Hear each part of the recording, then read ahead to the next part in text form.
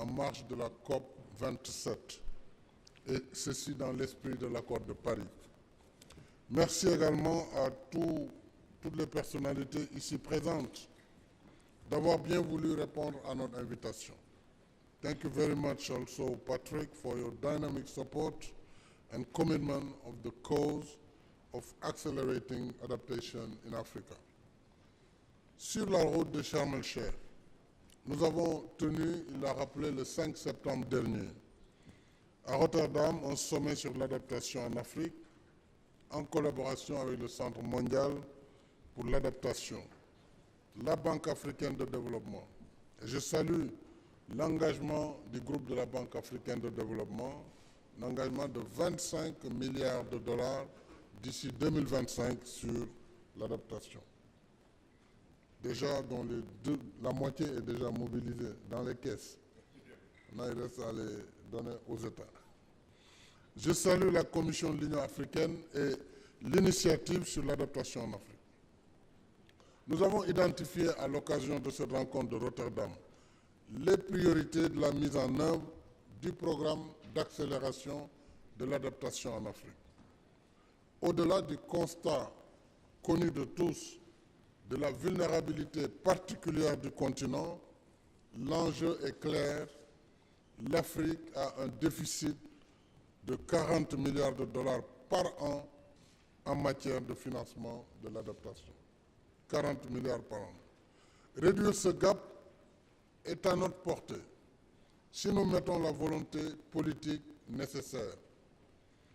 Le financement est la clé qui nous ouvrira la porte du succès. J'appelle les pays et institutions partenaires à soutenir la mise en œuvre du programme d'accélération de l'adaptation en Afrique par le Fonds africain de développement et par le Centre mondial pour l'adaptation. Nous avions dit à Rotterdam qu'il nous fallait mobiliser 100 millions de dollars avant Sharm el-Sheikh.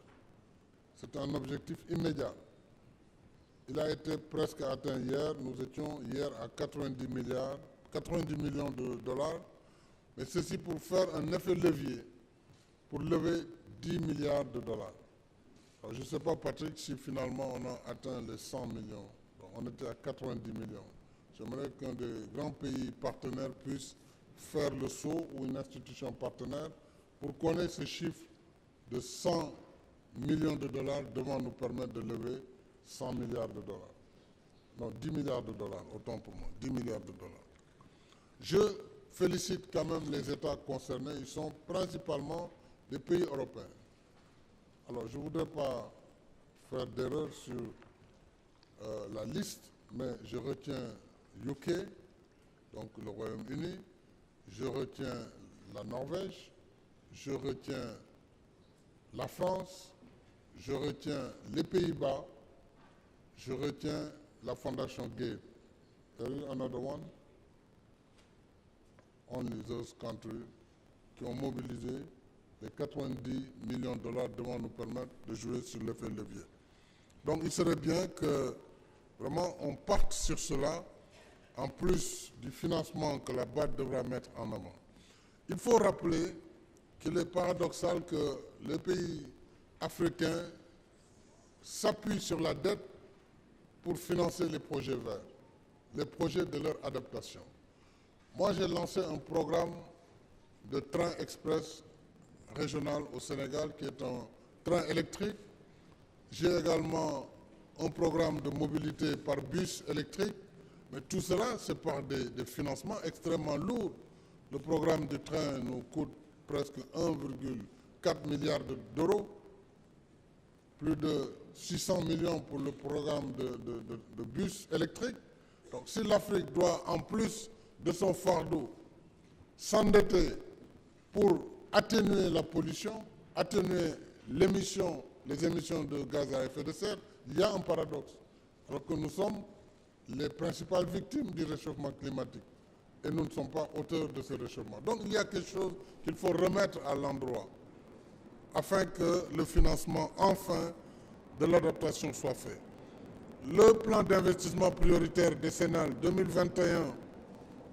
2021-2030 de la Grande Muraille Verte, un des projets majeurs, Il s'élève à peu près 18 milliards de dollars pour soutenir des initiatives locales de reboisement, pour financer la restauration des terres dégradées et la création d'activités agro-silvopastorales génératrices de revenus. Il faut dire que théoriquement, cet argent est mobilisé. Je dis théoriquement puisque les annonces sont faites. Mais entre les annonces de mobilisation et le financement réel, en général, il se passe un temps infini. Et donc, nous voulons resserrer ce temps pour que les engagements correspondent à la réalité sur le terrain. Je voudrais également dire que plus récemment, nous avons lancé avec des pays développés, partenaires, dont la France, l'Allemagne, entre autres, les partenariats pour une transition énergétique juste, le JETP, Just Energy Transition Partnership, visant à contribuer à la lutte contre le réchauffement climatique par la promotion progressive d'une économie sobre en carbone, avec comme objectif ultime la neutralité carbone pour l'Afrique. Il y a également la question vitale de l'adaptation durable des systèmes agricoles. Je n'insisterai pas outre mesure sur le potentiel de l'Afrique en ressources hydriques et en terres arables. Donc nous avons les intrants qu'il faut pour avoir une agriculture résiliente, ce qui manque encore une fois drastiquement au continent de l'argent. Donc il faut que cet argent soit créé et soit mis à la disposition des pays. Je voudrais m'arrêter là puisque je crois que nous voulons plus entendre nos partenaires et aussi les entendre sur ce que nous devons améliorer de notre côté en termes de gouvernance, en termes de je ne sais quoi d'autre, mais nous pourrons interagir. Et pour terminer, sur l'adaptation de l'agriculture pour la souveraineté alimentaire de l'Afrique, nous allons, avec le groupe de la Banque africaine de développement, organiser au mois de janvier, à Dakar, du 25 au 27 janvier, la conférence Feed Africa. Feed Africa avec mon frère et ami Adesina, et nous vous convions à cette rencontre. Je vous remercie de votre aimable attention.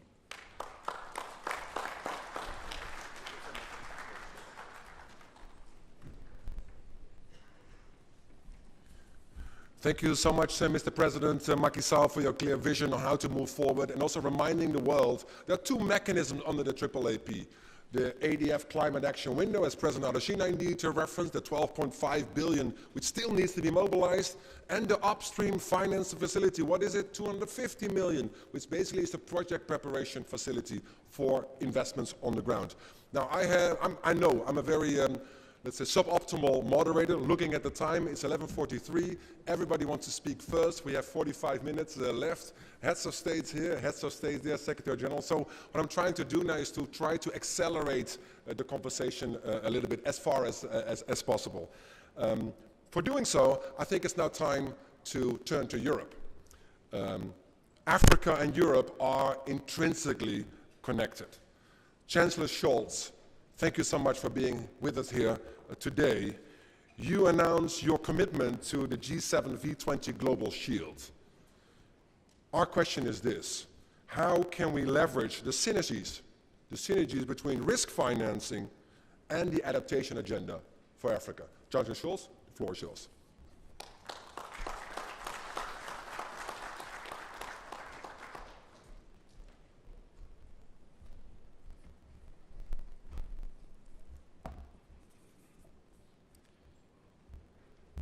Excellencies, colleagues, President Sall, time is running out.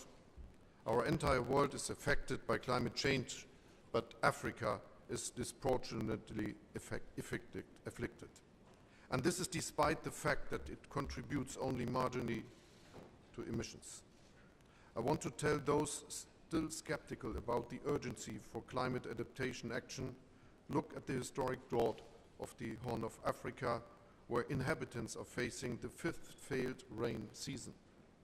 Look at the horrendous floods in Nigeria and its neighboring countries. And look at the violent conflicts accelerated by ever scarcer resources in the Sahel region. Conflicts that have been going on for more than a decade and that have displaced 2.5 million people so far.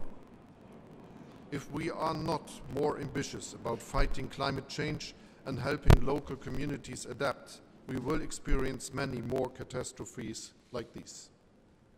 Addressing their cause, accelerating and scaling action is our joint global responsibility. To do this, we need commitment and consensus, and we need financing. Therefore, industrialized countries have to live up to their commitment to invest $100 billion in climate financing per year by 2025. Germany, for its part, remains firmly committed to increasing its contribution from public sources to €6 billion per year by 2025. And we will continue to advocate for further means from private investors. The European Union and its member states contributed €23 billion in 2021. We urge others to step up their contributions as well. Germany supports the goal of collectively doubling the share of adaptation and climate financing. I'm proud to say that we already dedicated 49% of our climate financing to adaptation in 2021, and we will continue to strive for a balance between financing for adaptation and mitigation in the future. Let us build more global solidarity. We have the tools that we need for this. Firstly, together with our G7 partners and the V20, the group of the most vulnerable countries, through the Global Shield against climate risks to provide better protection for poor and vulnerable countries. Secondly, through just energy transition partnerships that aim to support dedicated countries that are determined to embark on a path towards much greener economies. These initiatives are a solid start, but there is room for much more. Therefore, I appreciate the African-owned and African-led initiative that we will gladly support. Everything is at stake when it comes to climate change, and for Africa, the stakes are particularly high. We need reliable rules and partnerships to address this global and regional challenge. You have Germany's support for the path ahead.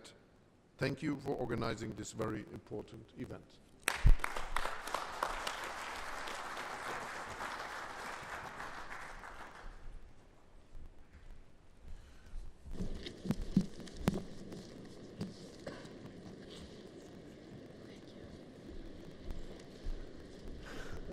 We adapt as we go, indeed. I want to go to, I want to follow the script, and then I will adjust the script indeed imminently. So first of all, thank you, Chancellor Scholz, for your leadership as a partner for Africa, for your act of solidarity, and in fact, for your commitment also financially coming through for the African continent. I just still wanted to stay in Europe. In fact, go to the north of Europe. Turn to one of the most committed climate adaptation leaders in the world. And in fact, also one of the founding fathers of the Global Center on Adaptation. Prime Minister Sall, how does partnership with Africa to adapt to the climate crisis look for you, sir?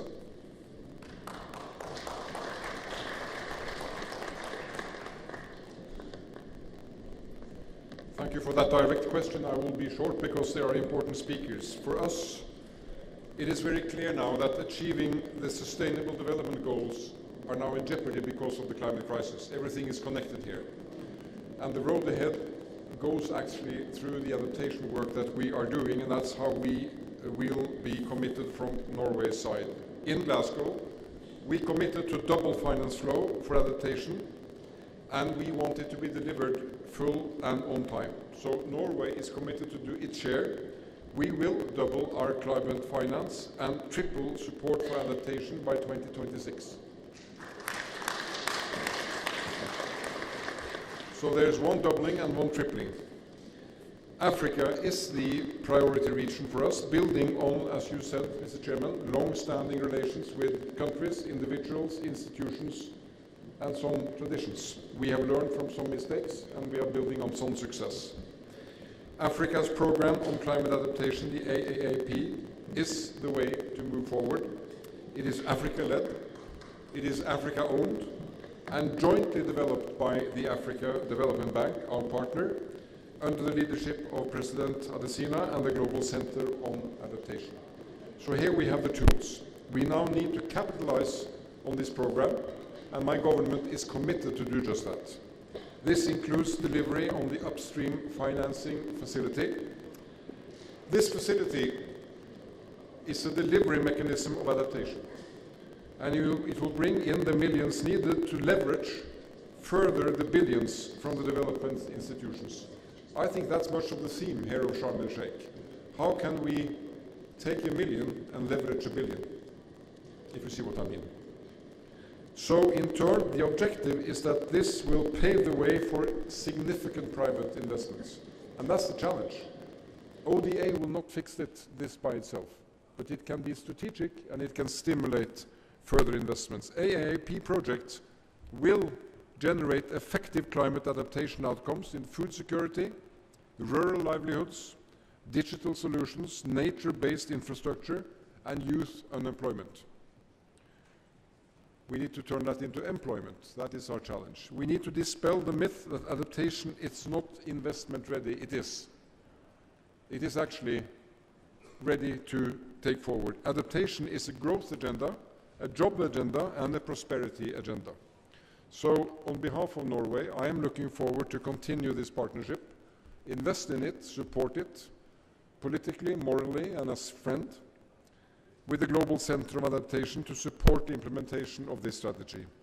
We need to work together to advance adaptation, and by doing that, we can save the SDGs, and we can take care of our common security. Thank you.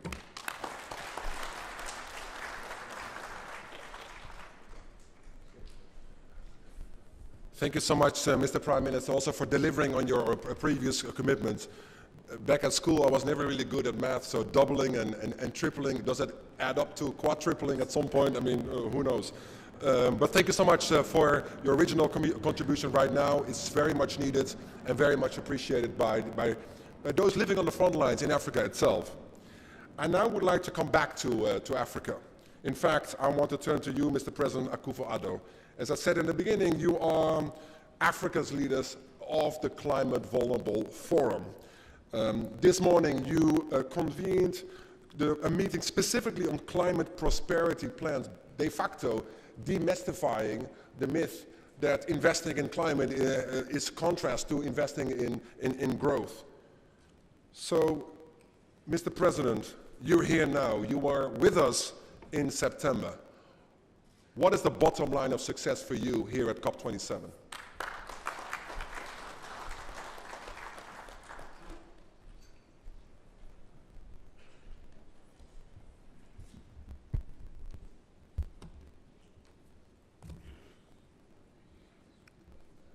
Excellencies, I'm grateful for the opportunity to address this important gathering on such a very seminal issue for us, accelerating adaptation in Africa. And I have to also begin by thanking Patrick for his ceaseless enthusiasm and dynamism on this matter. The timing for a call to climate action by world leaders has never been so urgent and more important than today, especially for the African continent, which is at the receiving end of the negative impacts of global climate change. All sectors of our economies are extremely vulnerable to the impacts of climate change, highlighted once again at the recent Intergovernmental Panel on Climate Change. This statement might sound repetitive in the ears of some of you present here, but it is a reminder of the important action that needs to be taken to address Africa's vulnerability as climate change continues to pose an existential threat to our peoples. I ask that this COP considers the following for accelerating adaptation and the implementation of nationally determined contributions in Africa. 1, Africa's needs must be expressly recognized because the continent has contributed the least to global emissions. Our economies are based, for the time being, on the exploitation of natural resources such as gold, timber, salt, uranium, bauxite, silver, lithium, cobalt, cocoa beans, and recently some discovered oil and gas reserves, which are currently under threat due to climate change. 2, as chair of the Climate Vulnerable Forum, CVF, a forum promoting the interests of 58 nations and some 1.5 billion people, and as chair of V2, Ghana is requesting for a dedicated international funding commitment to address climate loss, change loss, and damage. 3, we're launching here at COP27 with the German G7 presidency, the G7 V20 Global Shield against climate and disaster risks to ensure rapid access to finance in order to mitigate the negative impact of loss and damage. In addition, our V20 members are developing climate prosperity plans, CPPs, which are the transformational investment strategies of vulnerable nations to build back faster and engender economic growth, especially in these times. Ghana, as chair of CVF, is committed to promoting the CPPs, such as the one launched by Sri Lanka today, and we count on all our friends to support fully the financing of CPPs. And 4, Ghana's nationally determined contributions under the Paris Agreement outline 2 main goals related to the energy transition. We intend to scale up renewable energy penetration by at least 10% by 2030 and replace light crude oil for electricity generation in thermal plants with natural gas. We intend to put in place measures that will allow us to achieve by 2030 sustainable energy transition pathways as we monitor our climates. We expect these initiatives to deliver tangible progress towards Ghana's adaptation and development objective. By laying the foundation now, we hopefully bestow to future generations stronger, safer, and healthier communities. Africa has done the least to cause climate change, and yet our people, especially our youths, will suffer its impact the most. I'm therefore calling on all Africans to support and join in the fight against climate change. And the CVF, under my chairmanship, we shall not relent until new resources are committed, as is agreed at COP26 in Glasgow, to double our adaptation finance. I thank you very much for your attention.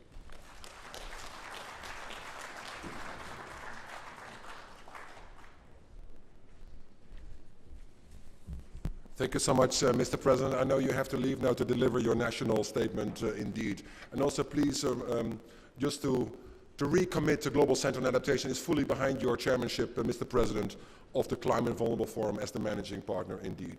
I would like now to turn to Secretary General Guterres. Multilateralism is at risk. We're here at COP27. You have used very strong words in the last few days. What is your expectation of this specific agenda? And indeed, if you could speak from the floor, if you want to speak there. So, as I indicated, Mike, the Secretary General wants to speak from the floor. So this is the time.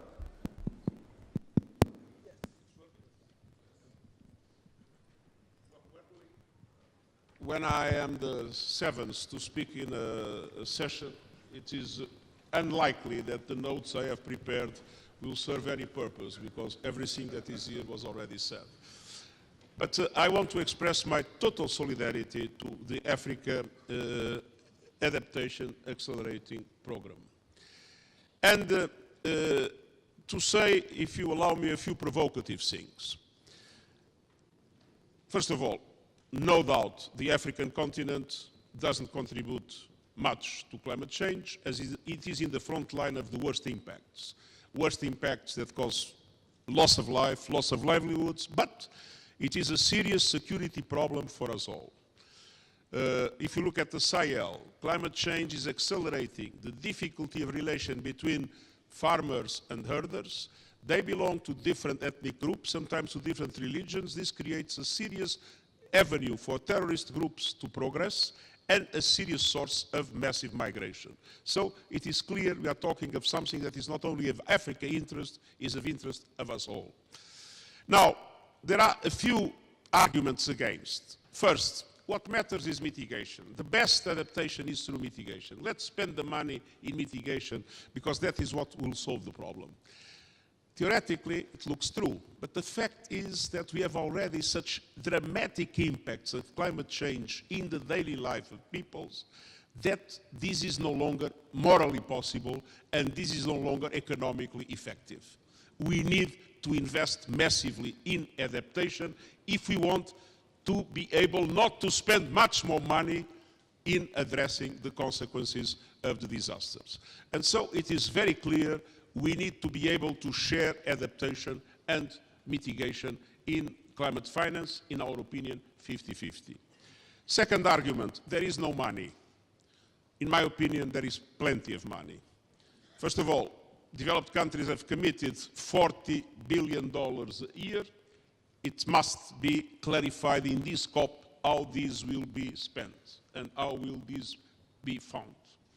Second, multilateral development banks have a huge capacity to mobilize, to leverage private finance that is not being used. They are, sorry, probably the African Development Bank is an exception, but looking at the World Bank and many others, they are doing much more in their own operations and much less in leveraging private finance.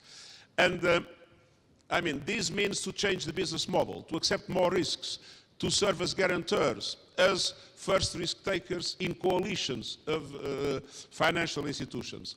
And if that happens, you can have a massive increase of money available in international financial institutions and in private finance at reasonable cost linked to that. And then you have the special drawing rights. Kristalina already invented a resilience instrument for that, but let's be honest, the distribution of special drawing rights should generate much more reallocation. And what has happened is not enough, and this depends on the egoism of those that received more and do not need it. Then it is also clear that we have looked seriously into loss and damage. I made a provocative suggestion in my intervention in the plenary. We are having hundreds of billions of dollars of profits by oil and gas companies that at the same time are contributing to climate change. There should be taxing of their windfall profits, and the taxes obtained by that should have, in my opinion, two objectives. One, to support vulnerable families in relation to the costs of energy. Second, to support loss and damage related projects in the most vulnerable communities around the world. So there is plenty of money. The question is the political will to mobilize it. And then last argument, there are no bankable projects. You have money, but there are no projects available, which is partly true, and which means we all need to mobilize our capacities to support countries to prepare those bankable projects. We have launched in the UN an initiative. I asked the UNDP, the UN, the Green Climate Fund, and the NDC's partnerships to come with a pipeline accelerator program to support member states develop bankable projects in adaptation in order to have the guarantee that the financial resources available can be effectively implemented. To cut a long story short, adaptation is necessary. Adaptation is a priority in Africa because of Africa and because of the rest of the world. There is money for adaptation. Let's create the bankable projects and let's move ahead together.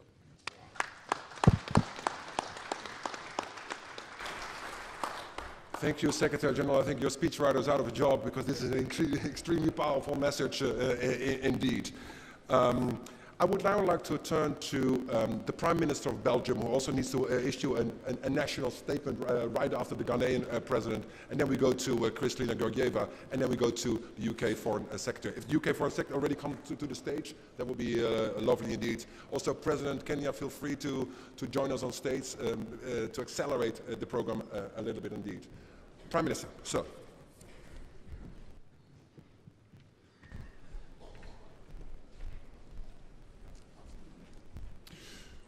Monsieur le Président, chers Mesdames et Messieurs dans cette salle, pourquoi est-ce que pour la Belgique c'est important de donner notre appui à cette initiative, de donner notre appui à cette cause?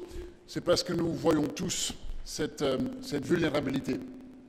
Et on parle beaucoup de la vulnérabilité du continent africain et de la population africaine, mais soyons clairs, cette vulnérabilité, c'est une vulnérabilité mondiale. Ce n'est pas uniquement la population africaine qui est vulnérable. Ce qu'on voit, c'est que l'impact du fait qu'il n'y a pas assez de mesures d'adaptation sur le continent africain a un impact sur le monde entier.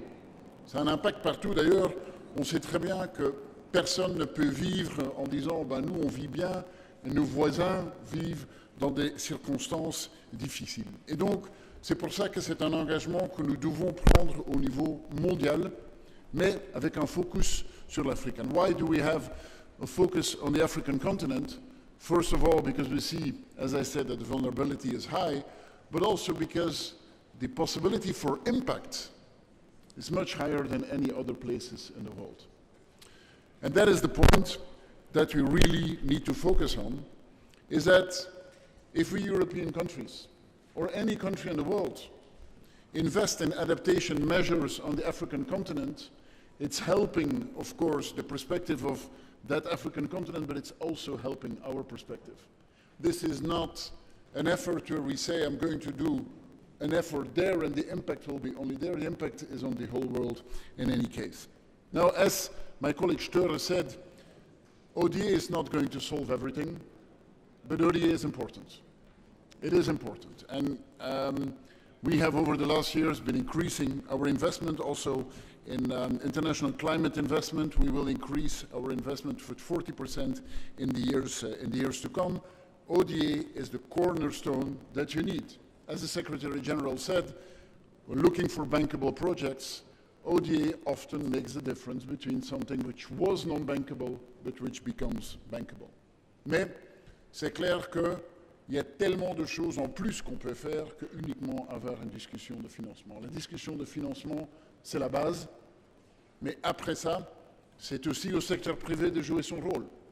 Secteur privé qui peut le faire au niveau sectoriel. La Belgique, il y a quelques années, lancé une initiative dans le chocolat qui s'appelle Beyond Chocolate, qui a comme but d'arrêter la déforestation, de garantir qu'il y a un revenu convenable pour les agriculteurs et d'arrêter le travail des enfants. Des initiatives comme ça qui regroupent toute une industrie sont très porteurs.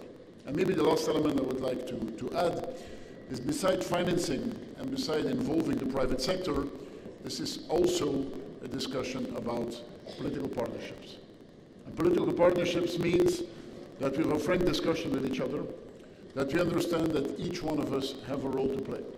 If we want bankable projects, you need public financing through ODA, you need the private sector and civil society that is a partner, but we also need governments that share the same objective, that understand that this is the moment to take the right decisions for our populations.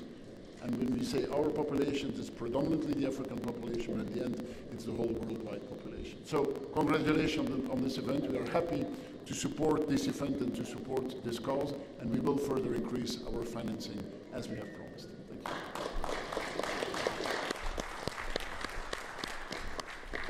Thank you so much, Mr. Prime Minister, for your very strong commitment indeed. And I think I also speak on behalf of President Adesina, welcoming you indeed to the AAAP initiative, both for the ADF Climate Action Window and the Upstream Financing Facility indeed. Let me quickly turn to Dr. Kristalina Georgieva, Managing Director of the IMF. Kristalina, no further introduction, please. Thank you very much. Let's accelerate. We are on the African continent. And I want us to start with a round of applause for Egypt and for the whole of Africa for hosting us here.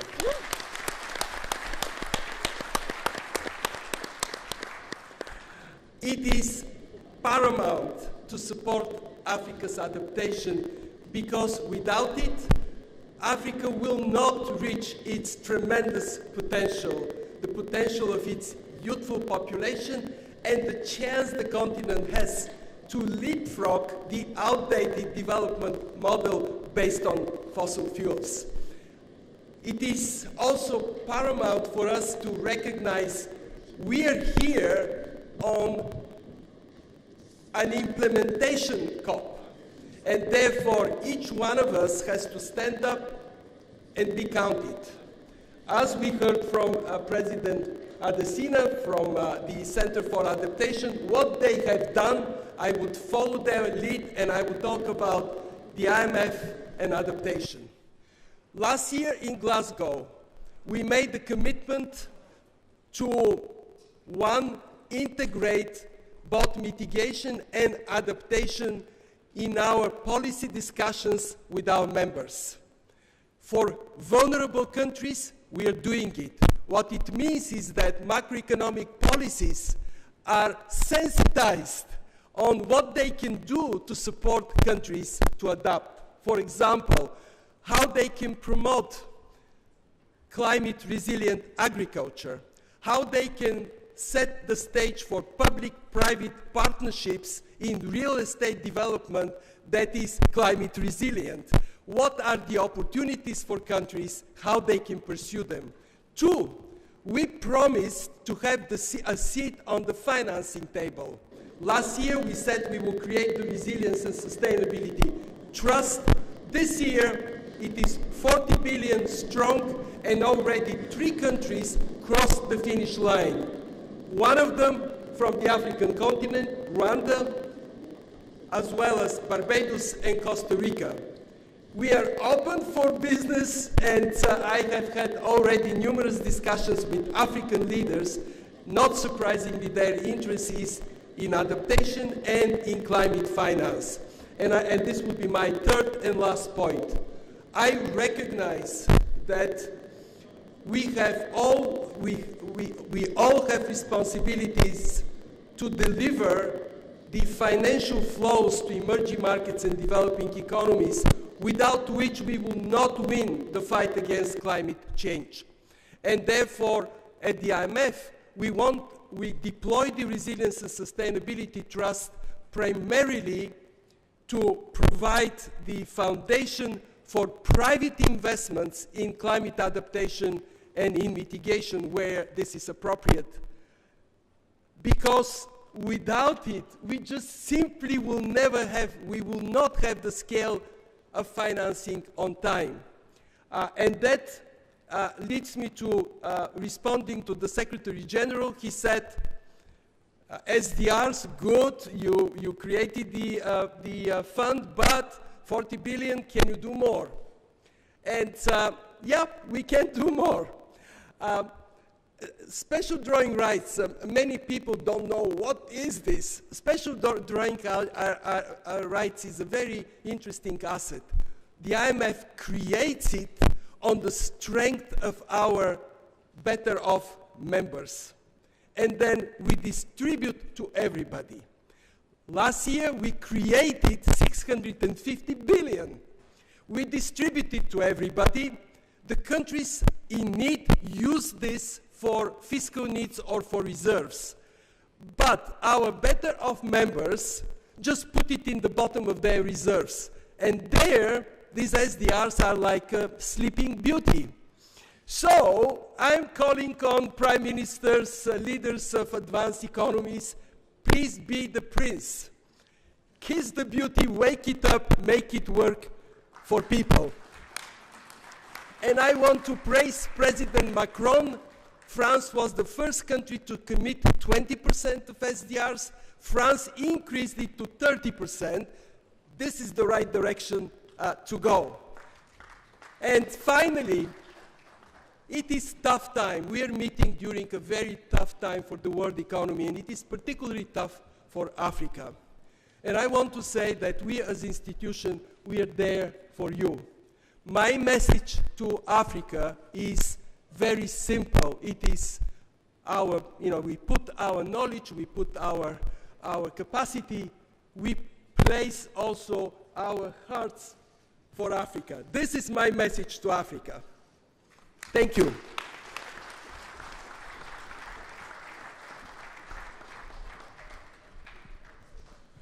Thank you so much, Kristalina. Indeed, our hearts to Africa, I think that's a very good motto for this session overall.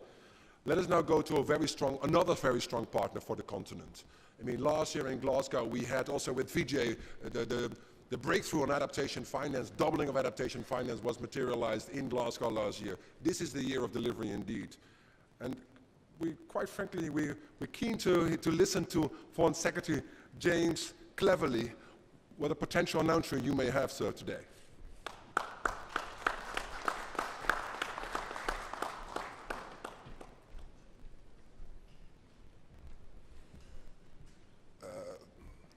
President Sall, thank you for your leadership of the African Union, and also thank you for the work that you and numerous others have done to maintain the momentum behind the Africa Adaptation Acceleration Programme. I have a confession to make, and it's good to make a confession in a public sphere. My mother was from Sierra Leone. So please forgive me if I maintain a personal interest in the ensuring that this continent continues to realize its limitless potential. And I know that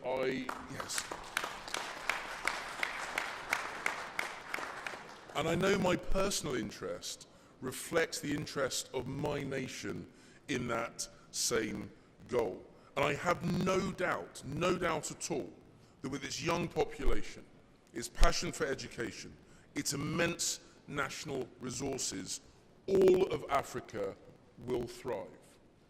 If and only if it is able to adapt to climate change. Adaptation was a huge part of COP26 and of our presidency, and Alok Sharma helped launch this initiative, responding to the obvious injustice that's been mentioned before, but I will mention it again, the fact that Africa contributes a mere 3% of global emissions and yet finds itself at the forefront of the fight against climate change. The UK spends around half of our climate adaptation finance in Africa, and we've announced more than £140 million in new funding in Glasgow, including £20 million for this initiative. Under our COP presidency, developed countries promised to double the 2019 level of adaptation finance by 2025. But even this falls short of the needs identified by the UN Environment Programme, which they estimate could reach between 140 billion and 130 billion a year in terms of requirement by 2030. No one country can bridge this gap alone, but working together, we can attempt to do so, and I am therefore delighted to announce that rather than doubling our adaptation finance, the UK will triple our finance compared with 2019, thus committing to £1.5 billion in 2025. Now this will help. This will help some of the poorest and most vulnerable people in the world, many in Africa, to strengthen their resilience against climate change. And earlier this year, the UK urged the Africa Development Bank to create a new route to channel climate finance to developing countries. And guess what? They did. And they have unveiled their new climate action window. And today, I can also announce a £200 million UK contribution to that as well.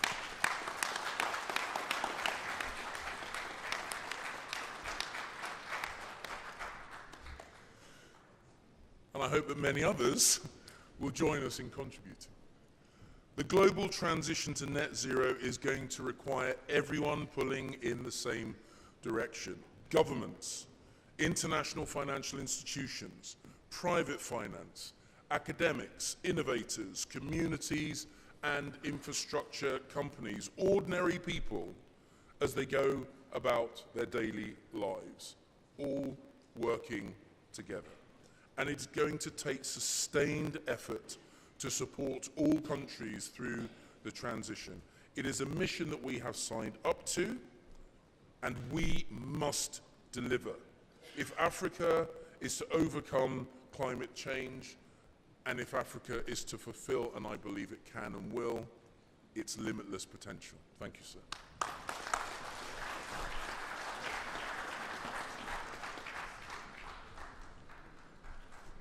Thank you so much, Foreign Secretary, for your strong words. Delivering Glasgow and now delivering the finance, that's exactly what we need. And I would like to turn to another very strong partner for the African continent, President and CEO, Mark Sussman.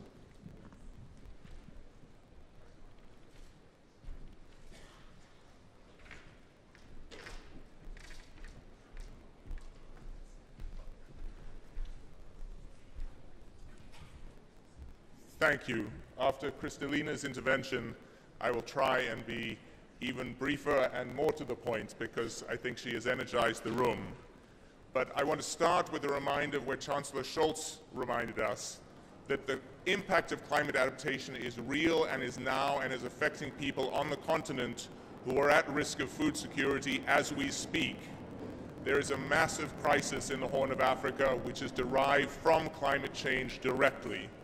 And so first, we as a world, we need to respond to that. And so I'm proud as the Gates Foundation to announce today that we will be finalizing a commitment of $50 million in bridge financing to UNICEF to add to an existing commitment of $140 million to help with the scale up and provision of life-saving food and nutrition for those affected by climate change. But the vision we all share must be a future for the continent that food aid is not needed, that the continent of Africa is self-sufficient, that can be an exporter, that is providing livelihoods for smallholder farmers and large commercial producers alike. And to do that, there is no alternative but to double, triple, quadruple the investments in climate adaptation as we have been hearing this morning. And so I'm also proud as the Gates Foundation to use this COP as a moment to make our largest commitment to climate adaptation, $1.4 billion in grant financing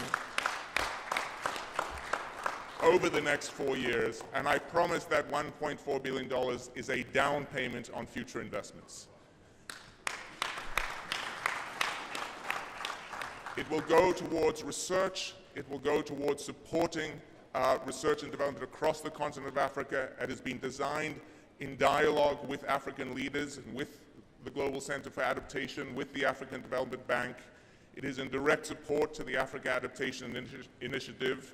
And last but not least, we are absolutely committed to provide a detailed breakdown every COP of what we have spent, where we have spent it, what we have learned, because we think we need to combine resources with measurable accountability going forward, and we hope that is a model for other partners who will work with us, because we cannot work alone.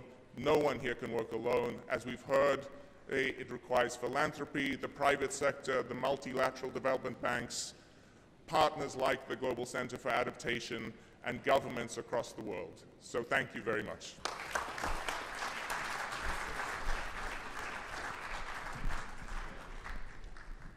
Thank you so much, CEO and President Mark Sussman, for this very strong announcement. And now I want to turn to a leader from Africa.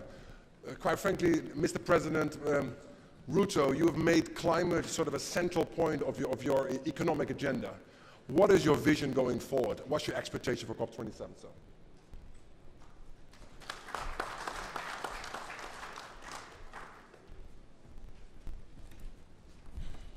First,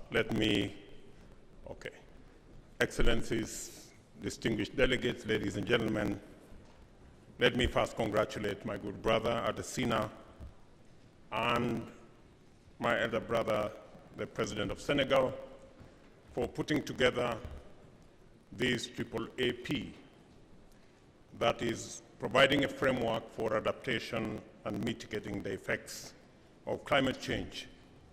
which has emerged as one of the greatest threats to life on Earth. It is also a serious challenge to human well-being globally, with particular intensity in the African continent.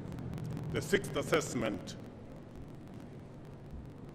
report of the United Nations Intergovernmental Panel on Climate Change, published in 2021, has singled out Africa as singularly vulnerable to climate change and weather extremes. Such vulnerability poses serious adverse repercussions for Africa's precarious socio-economic systems, even though the continent's countries cumulatively contribute only 4% of average global emissions.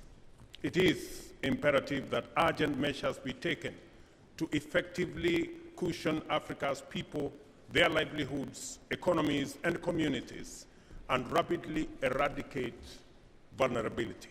It is for this reason that accelerating adaptation is a matter of high priority throughout Africa. The escalation of global warming is worsening climate impacts, putting our countries at risk of adaptation limits being quickly overwhelmed, leading to unbearable loss and damage.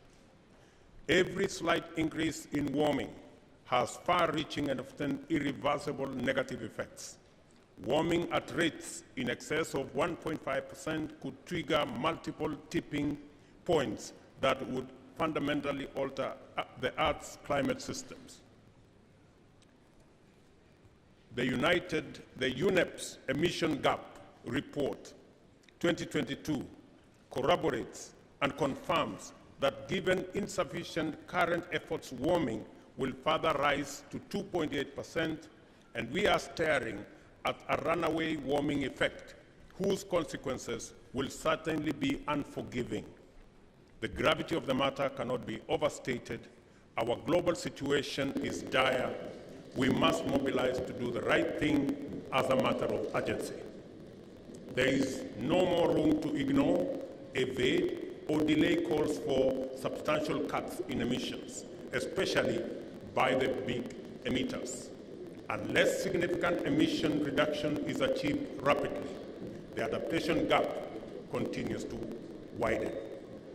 In the last 12 months, since COP26 in Glasgow, extreme weather records have been broken on every continent, from the worst drought in 40 years currently ravaging the Horn of Africa, including Kenya, to the devastating floods that hit Pakistan and more recently Nigeria, and the worst European drought in 500 years, heat waves, wildfires in many parts of the globe. The litany of disastrous climate impacts continue. These calamities have been more pronounced and destructive in vulnerable countries, especially in Africa. In the IPCC's sixth assessment report paints a grim picture going forward if urgent climate measures are not undertaken now. The window for action is fast closing, and the onus squarely falls upon the current world leaders to stand up as the generation that can be counted on to take hard decisions, but to do the right thing. We cannot afford to continue ignoring the urgent warnings of science. Ladies and gentlemen, effective response to climate change requires adequate and predictable financing, capacity building, technology development and transfer. Climate finance remains the single most critical enabler in unlocking climate action and especially addressing adaptation in vulnerable communities of the global south. Between 2019 and 2020, a total of $11.4 billion has been made available to Africa for adaptation against an estimated need of $579 billion in adaptation investment by 2030. Clearly, this level of financing falls far short of what is required to build resilience in Africa. I call upon the developed parties to meet all their pledges. This includes doubling of the adaptation finance agreed upon in Glasgow and the urgent implementation of the US $100 billion commitment. Quite clearly, these funds are inadequate for purposes of adaptation in Africa, as well as covering loss and damage as confirmed by the IPCC sixth assessment report. The report emphatically confirms that loss and damage is happening now. And I add that all the phenomena that characterizes or inflicts loss and damage have sadly become the lived experience of many African communities. Failure to redeem these pledges, therefore, implicates the leadership of the developed countries of negligence with dire humanitarian consequences. This is an action moment, a financial moment, and a moral moment for global leadership. We must rise to meet it without flinching. It is in this spirit that I therefore call for the speedy capitalization of existing climate finance mechanisms, that is both under the Convention and Paris Agreement. I also call for the development of innovative modalities to mobilize additional climate financing, the operationalization of carbon markets under Article 6 of the Paris Agreement would go a long way in this respect. Finally, I emphasize the need for funding under these frameworks to be adequate, timely, and accessible in order to be effective. Successful adaptation is not about making incremental or piecemeal investments. Rather, it is about understanding, intending, and doing development differently. It is about systematically taking account of both present and future climate risks. Adaptation and development are inextricably linked and reciprocal, and credible adaptation actions deliver considerable development outcomes. Accordingly, the achievement of the Africa Union's Agenda 2063 will require African countries to rapidly accelerate the implementation of adaptation plans. I urge all of us to make this COP the implementation COP. Let us all be mindful that we are in a potential existential moment, if not for all humanity, then most certainly for many communities, especially vulnerable people in developing countries, including Africa. Our negotiations are not all about hard-nosed bargaining for financial commitments. Due recognition of the distinct moral component underlying our proceedings should convince us to tone down hard, zero-sum positions, direct our focus to collective problem solving, and enable us to develop resolutions that will lead to a successful COP27. As an African COP, let us make Sharm el-Sheikh the COP of effective decisions, resolute implementation, and ambitious action. I thank you.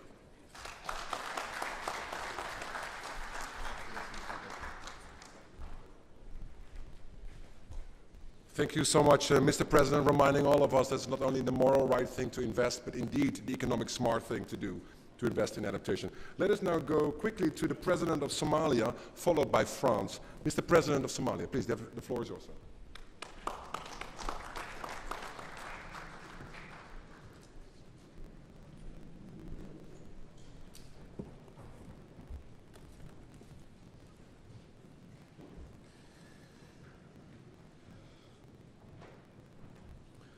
Your Excellencies, ladies and gentlemen, I thank the African Union Commission and its key core partners, namely the African Development Bank, the African Adaptation Initiative, and the Global Center on Adaptation in collaboration with the Government of France and Netherlands for co-organizing this crucial leaders event. We are all here because we recognize that climate change is humanity's greatest challenge.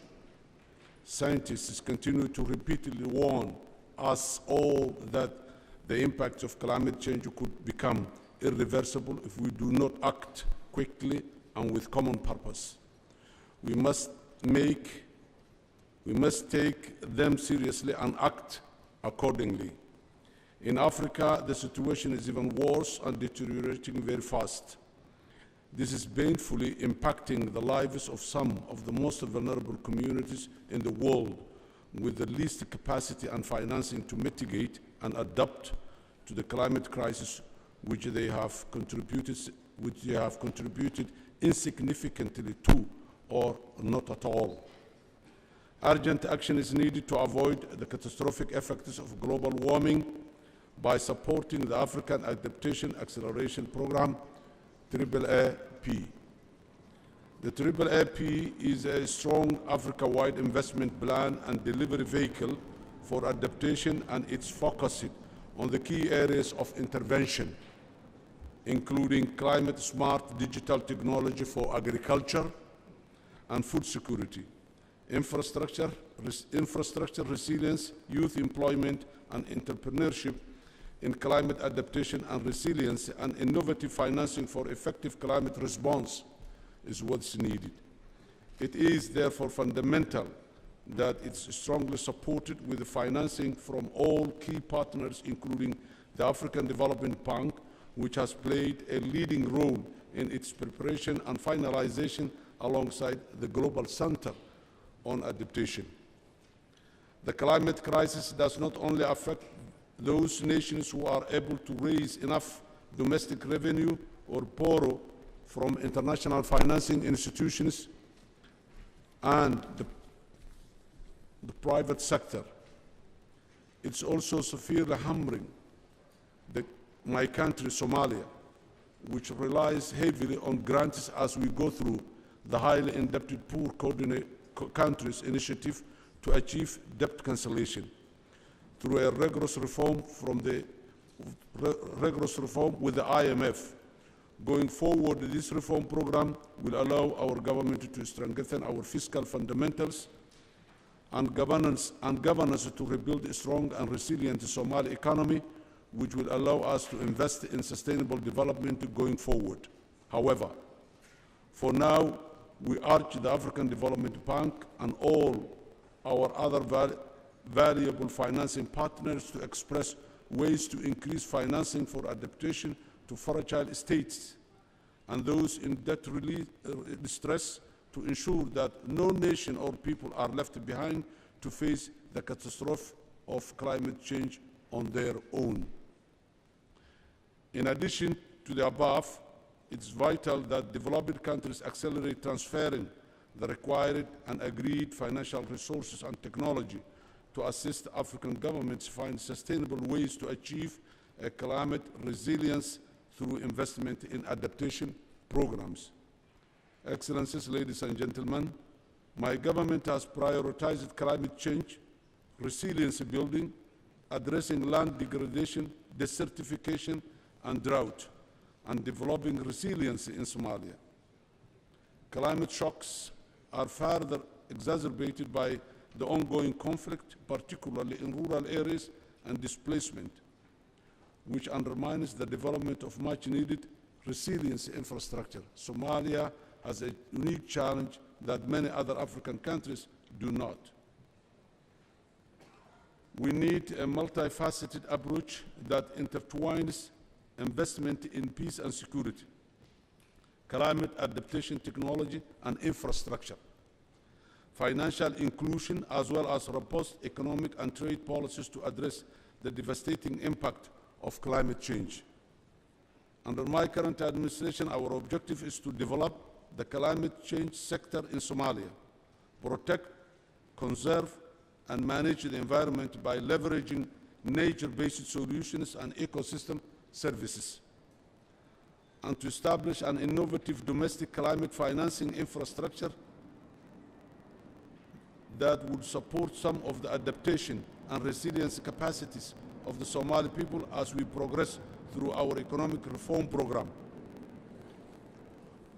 Of course, all these will need convincing climate-focused, bankable projects with a real impact on the lives of the people. This is why I welcome the joint effort and partnership of Global Center on Adaptation and the African Development Bank to complement each other's activities in this respect through the AAAB's implementation. Excellencies, ladies and gentlemen, Somalia's situation is unique.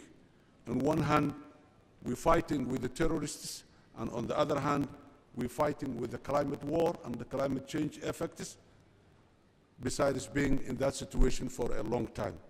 So in all these aspects, we have our people who understood now, today, under my leadership, the effect of climate change and how it's important, and the devastating results that we got from the terrorists for the last 15 years. So Somalia is just turning the corner, and we see a bright future. I thank you very much.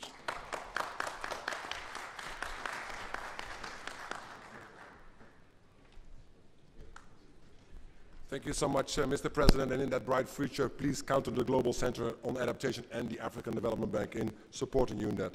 I know we're over time, but quite frankly, we live in the climate emergency, so we keep going in the next half hour, if you don't mind.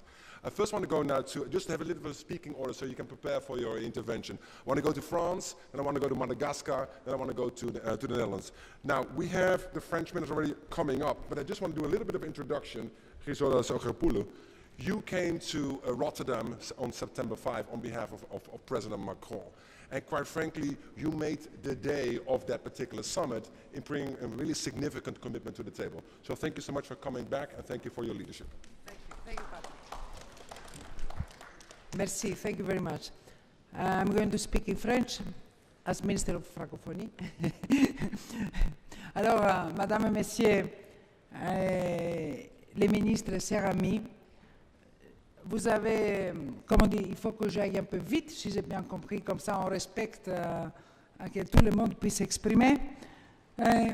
Je pense que nous vivons cette injustice climatique, que c'est terrible, et en particulier le continent africain, c'est ça qu'il est en train de vivre.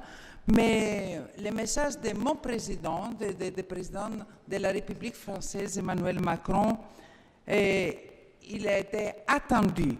Il a dit aux Nations Unies, il a dit en septembre, il a dit hier, la solidarité climatique des pays riches à l'égard des plus pauvres doit se renforcer.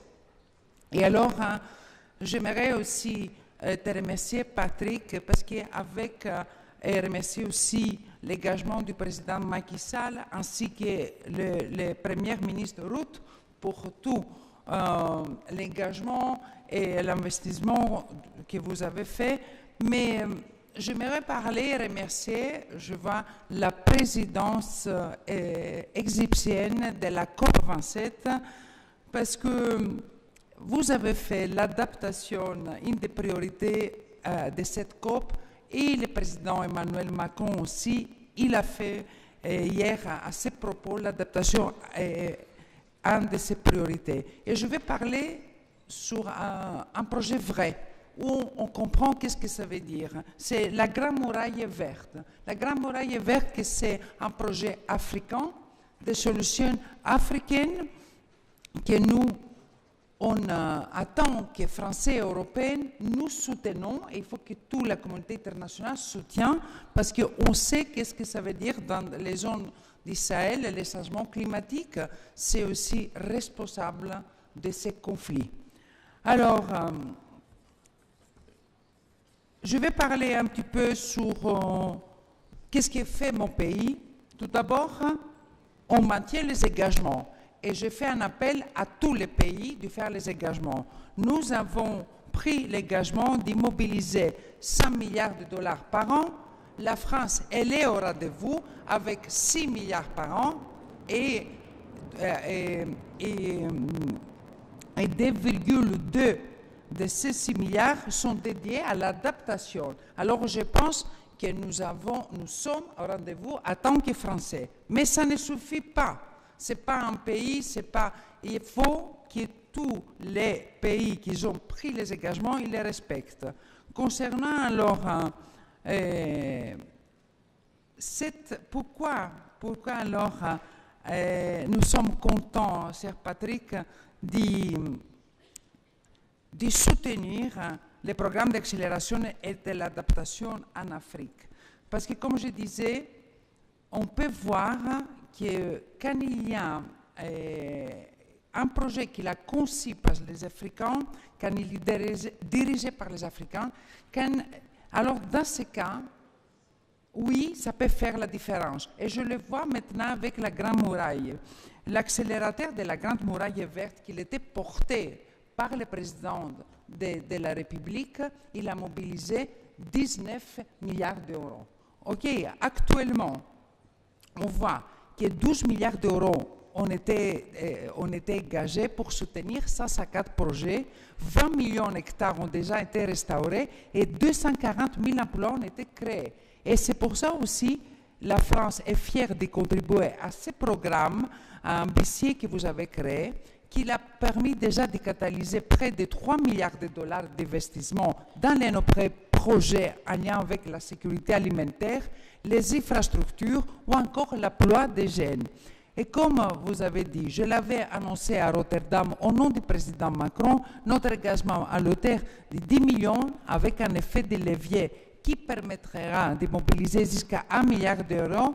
Et ce n'est pas seulement ça, parce que nous allons continuer à s'investir et à accélérer l'adaptation en Afrique, et pas seulement financièrement, mais aussi politiquement, parce que nous croyons à la solidarité climatique.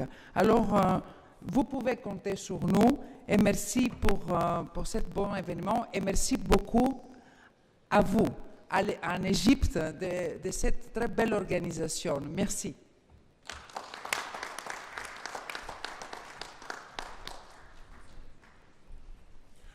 Thank you so much, Madam Minister. Indeed, France is a strong friend of Africa, and you're delivering again here at COP27, indeed. Mr.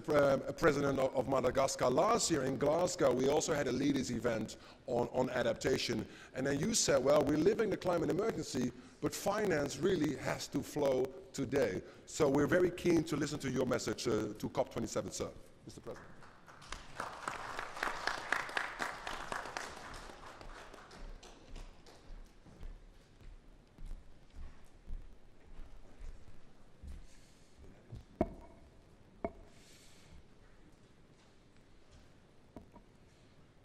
Mesdames et Messieurs, les chefs d'État et chefs de gouvernement, Monsieur le Président de la Banque africaine de développement, cher Adesina, honorable assistance. Permettez-moi tout d'abord de saluer le leadership de tout un chacun ayant contribué à la réussite de cet événement majeur pour le continent africain. Car l'Afrique a sa place, et vous l'aurez compris, l'Afrique est le poumon de notre planète Terre. Chers leaders, la solidarité.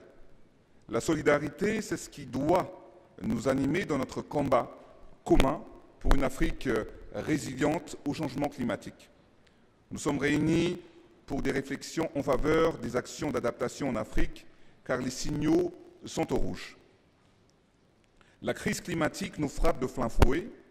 La situation de notre planète se dégrade considérablement, et particulièrement pour le continent africain, à savoir la désertification, les périodes de forte aridité causant de graves situations de famine, la baisse de la pluviométrie entraînant la diminution du rendement agricole, mais surtout les cyclones de plus en plus fréquents et de plus en plus violents.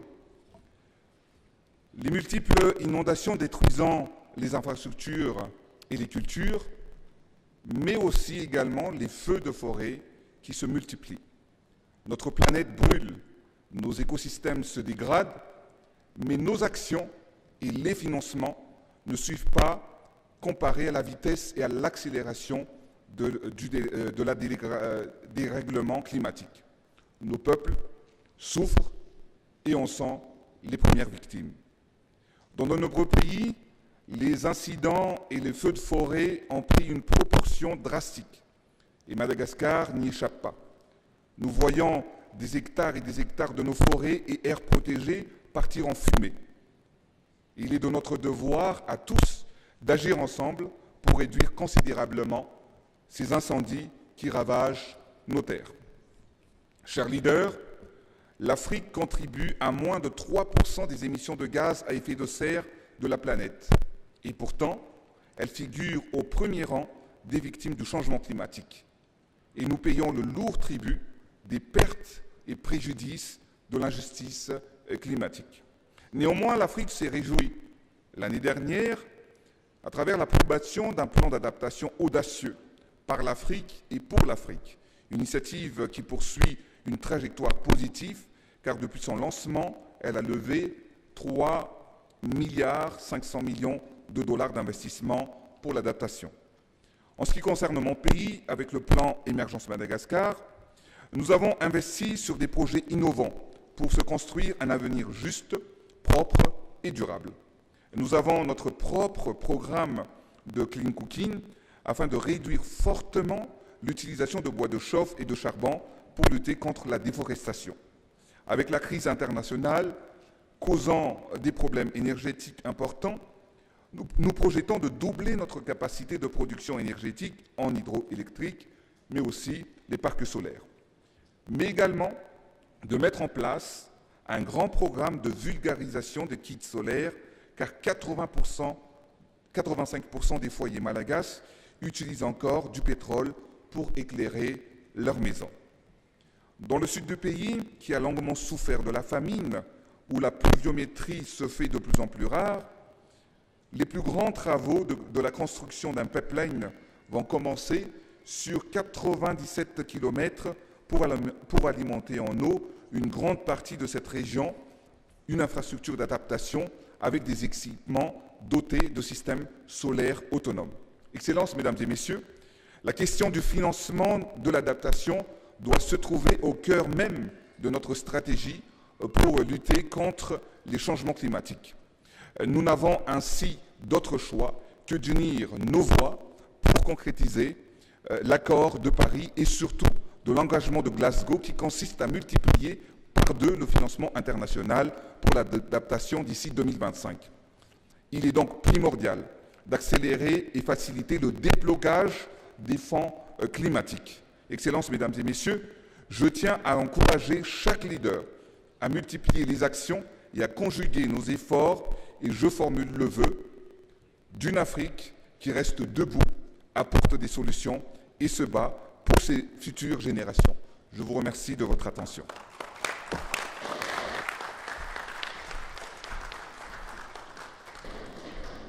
Thank you so much, Mr. President. Indeed, doubling down on adaptation finance, that's exactly the rule of the game. Now, in terms of next speaker order, I want to go to the Netherlands, WTO, EBRD, and then to the COP president, hopefully taking this message along in other further collaborations and negotiations going forward.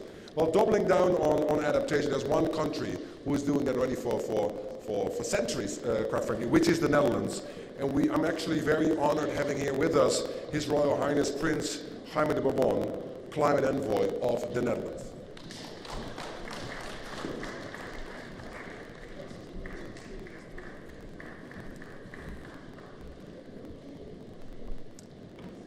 Excellencies, ladies and gentlemen, this has been framed as the African COP. It's actually a global COP with a very strong African voice. And the theme of today, Accelerating Adaptation Africa, is both complex and very urgent. And the Netherlands is serious about climate action, both at home and abroad. That's why my government has decided to ramp up its climate ambitions and spending. The Netherlands will increase its climate finance by more than €500 million a year by 2025. We will lead up to €1.8 billion per year. As part of these efforts, we will double our adaptation finance and contribute to allocate more than half of our public, fully grant-based climate finance to adaptation with a focus on Africa.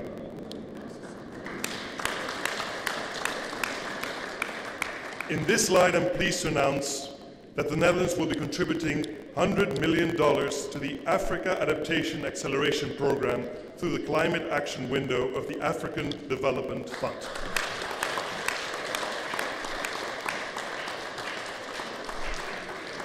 The AAAP is the investment plan at scale for adaptation in Africa, embraced by African leaders, implemented by the African Development Bank and its partners, and delivering on the Africa Adaptation Initiative. It's Africa-led and Africa-owned, and it's ambitious. That's why the Netherlands supports it. The Netherlands is increasing its ambition in finance Others will need to pick up the pace too. With this in mind, we also contribute to step up the climate diplomacy efforts with a particular focus on adaptation. And as climate envoy, I take this role personally. Last year, in close collaboration with the GCA, we hosted the first ever Leaders Summit dedicated to climate adaptation. Since then, we have initiated the Champions Group on Adaptation Finance to increase the quality, the quantity, but also, very importantly, the accessibility of adaptation finance. We want to lead by example and encourage donor countries, multilateral institutions, private sector and global financial community at large to bridge the adaptation finance gap for Africa. In March 2023, so in a couple of months, we'll co-host the UN Water Conference to address challenges and opportunities in this area with a focus on water and adaptation action. So please join us in New York. So my friends, to conclude, we still have a long way to go, but you can count on the Netherlands to contribute to champion the global adaptation agenda, particularly in Africa. Let's keep working together. Thank you.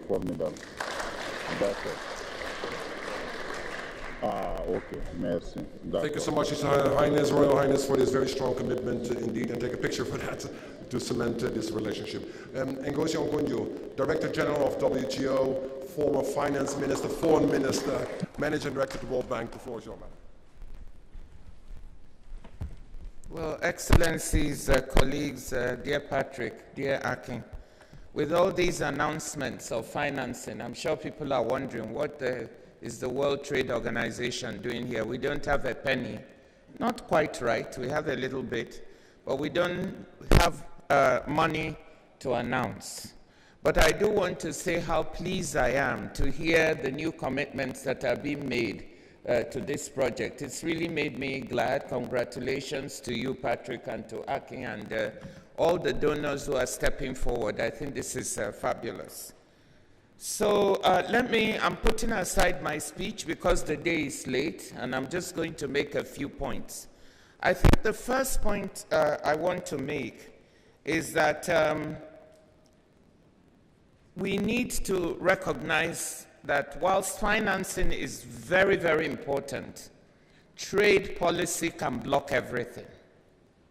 And this was the lesson we should have learned, or we should learn, from the pandemic, what happened in the pandemic. If people remember, there were times when, even for Africa, the COVAX facility had money to purchase vaccines.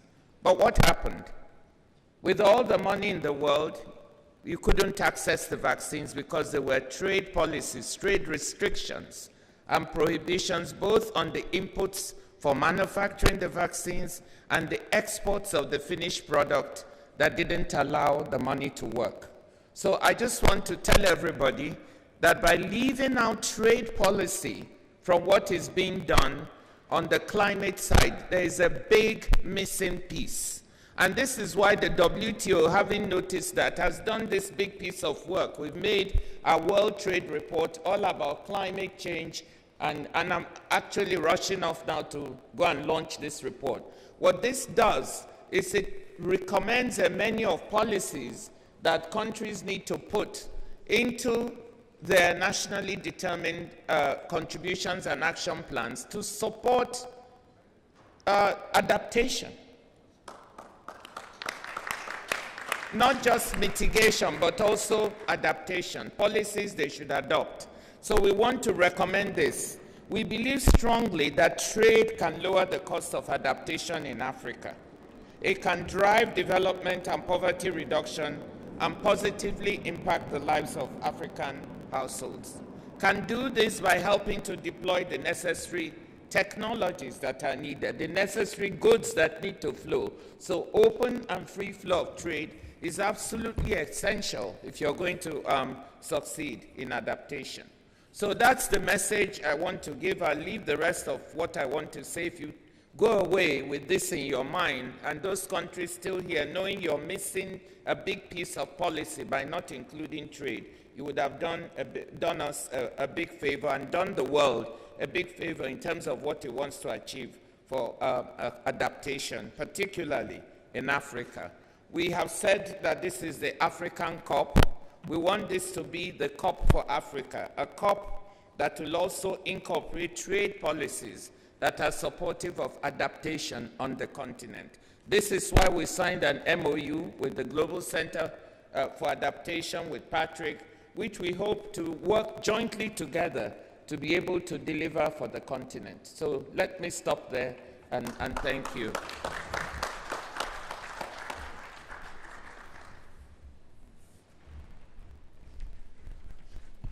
Thank you so much indeed, Ngozi. Trade should be part of the solution of the adaptation agenda, and we're very keen to work with you in the coming years. Let us now go to the President of the European Bank for Reconstruction and Development, President Odile Renaud, please. Thank you very much, Patrick, and I will be very quick because I think we need to accelerate in view of the time. Just to say that EBRD is very happy to join the Africa Adaptation Acceleration Program, the 3AP, and to extend our cooperation with my dear friend Aki Nadezina on the African Development Bank and the CGA and other development partners. 3 reasons for that, very quickly. The first one is we heard that today very clearly adaptation is a top priority for Africa. Second, we need to join forces and to deal with that and to rethink how we design and operate cities, large infrastructures, and financial systems. We need bold thinking and strong partnership. And MDBs can bring a lot from financing, concessional financing, technical assistance, support capacity building, and building markets for adaptation and services, developing bankable projects, as said by the Secretary General. And last reason for what we join is that I'm convinced that Africa can become a global leader in climate adaptation solution and services. So this will be the case, I'm sure of that, and I'm sure the AAAP will contribute to this end. Thank you very much.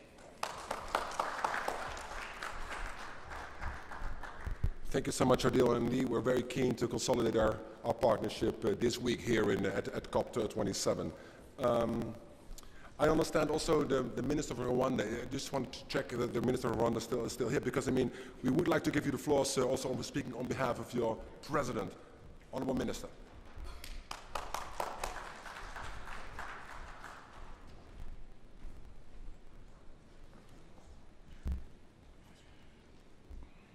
Please, I need to find my.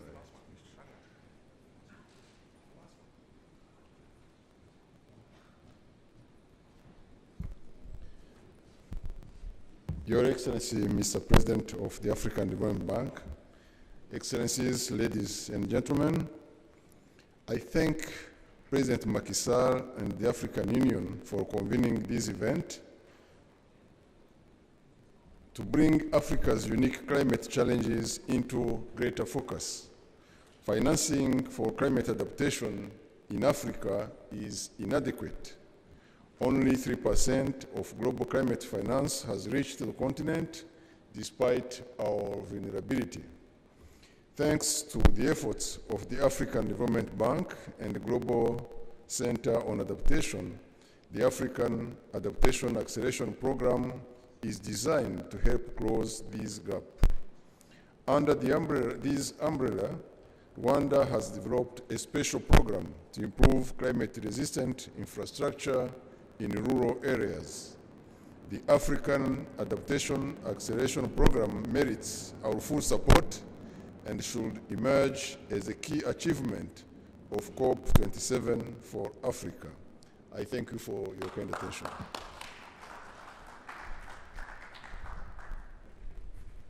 Thank you so much, Honourable Minister. We wanted to give the honour also to the COP presidents to close this meeting and take this message of the whole meeting in the deliberations. We have with us the Honourable Dr. Rani Al-Mashid, Minister of International Cooperation. Minister. Thank you very much. An honor being here with everybody, and for the fantastic initiative from both the head of the African Development Bank, who's been doing fantastic work for the continent with very innovative financing mechanisms, and also the Center for Adaptation Finance. I remember we met in Cote d'Ivoire and there was a lot of planning and talk about this, but I also want to congratulate you for how much you have been able to mobilize, and for all the dignitaries that were here earlier with the commitments that were made. I think a few points, because everything has been said, but as the Secretary General has mentioned, if we do not finance adaptation today, it is going to turn into loss and damage. So if we are today finding mechanisms of trying to see how we can account for and actually take care of loss and damage, we're better off trying to make sure that the finance for adaptation does take place. So I think this is a very powerful message. The other important aspect is, of course, this is a COP of implementation, and implementation means adaptation projects as well as mitigation projects.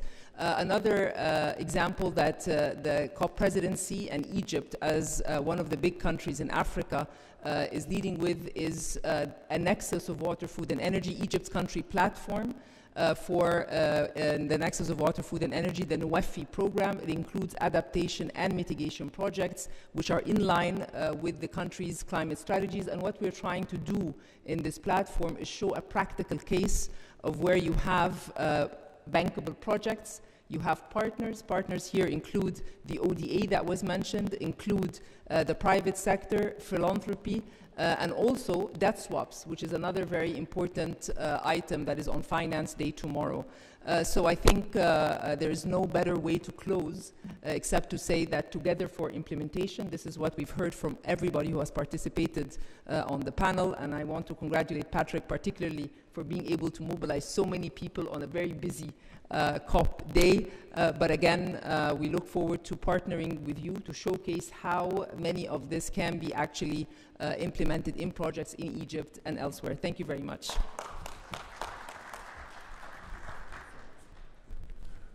Thank you so much, Madam Minister, for your strong words and also for your strong personal leadership on this agenda indeed. We're coming to a close of this meeting, but President Adesina, not of this journey. We have heard from Africa's leadership with one voice. We have heard from Africa's partners, again, with one voice. And we've heard from the international system. We're all united behind Africa. We are doubling down on adaptation for Africa, for Africans, for the world. And with that, I want to close this meeting. Thank you very much indeed.